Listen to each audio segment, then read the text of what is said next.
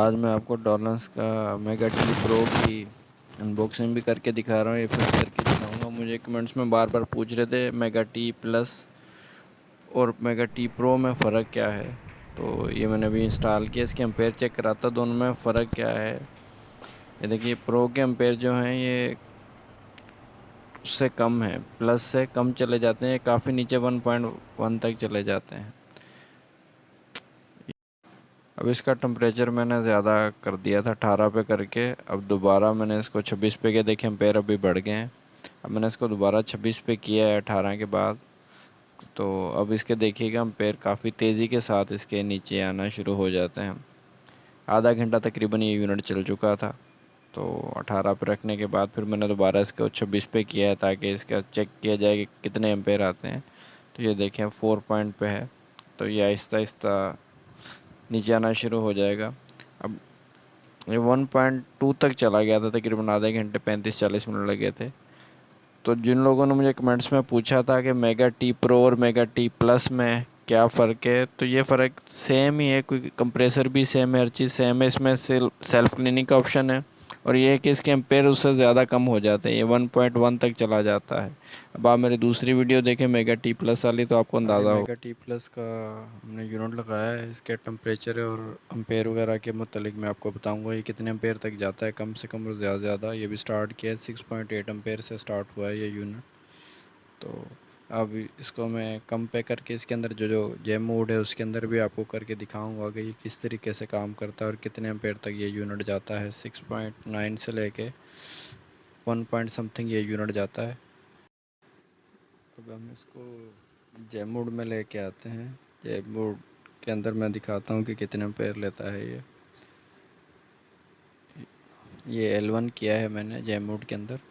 तो ये L1 पे शो तो ऊपर ये 3 एम्पेयर करता है, लेकिन ये इससे कम ले रहा होता है। ये देखें ये 2.3 तक जाता है।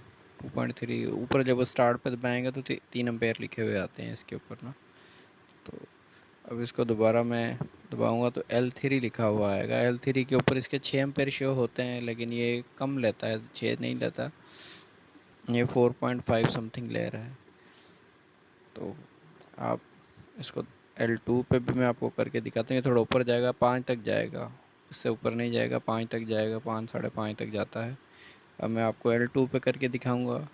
जब आप इसको L2 पे करेंगे तो L2 के अंदर ये ऊपर 5 एम्पेयर लिखे हुए शो होते हैं उसके ऊपर, लेकिन ये तकरीबन 4 3.5 4 तक आ जाता है, नीचे आता है 3.9 तक आ जाता है, और नीचे भी आएगा। ये 4.8 शो कर रहा है, लेकिन ये नीचे आ जाता है, ये तकरीबन 3 पॉइंट समथिंग आ जाता है, 3.5 3 तक आ जाता होता है। ये थोड़ा चलेगा तो और नीचे आता जाएगा।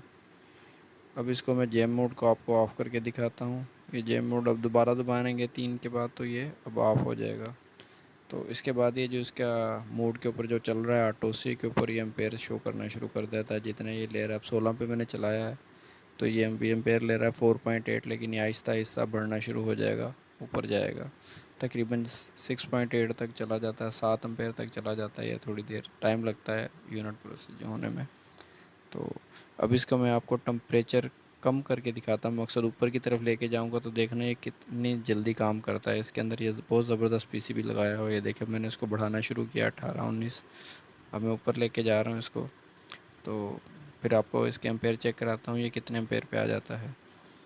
ये 24 25 26 27 28, देखें अब 28 किया तो अब इसके एम्पेयर देखिएगा, अब ये कम होने शुरू हो गए थे। 5.2 तक था, 5.4.8, अब नीचे आना शुरू हो जाएगा। ये देखें, देखिए कितना फास्ट काम करता है इसका यूनिट। 28 के ऊपर मैंने किया हुआ है, ये देखिए ये नीचे आना शुरू हो रहा है।